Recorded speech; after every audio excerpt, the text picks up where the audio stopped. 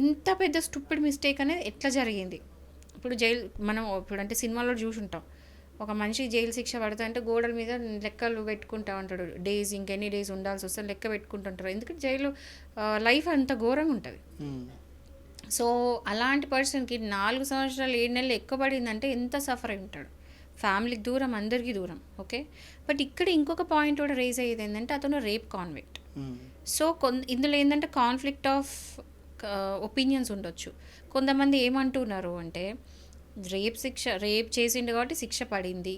Okay, శిక్ష పడినప్పుడు rape చేసిన వాడికి అసలు మొత్తం 14 years ఉంచాలి, 7 years ఏం సరిపోలా, ఎందుకంటే బయటకు వస్తే మళ్ళీ ఇంకోసారి అలాంటి అఫెన్స్ చేసే అవకాశం ఉంది, వాడి జరిగిన పెద్ద అన్యాయం ఏం కాదు, వాడికి 20 లక్షలు కూడా ఎందుకు ఇవ్వాలి అని మాట్లాడే వాళ్ళు ఉన్నారు.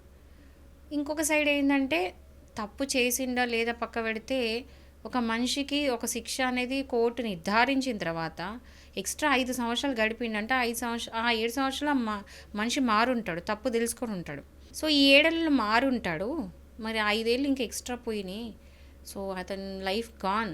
ఒక 5 ఏళ్ళు ఒక మనిషి లైఫ్ స్పాన్లో 5 ఏళ్ళు అంటే తక్కువ టైం ఏం కాదు అని ఇలా మాట్లాడే వాళ్ళు ఉన్నారు, అలా మాట్లాడే వాళ్ళు ఉన్నారు.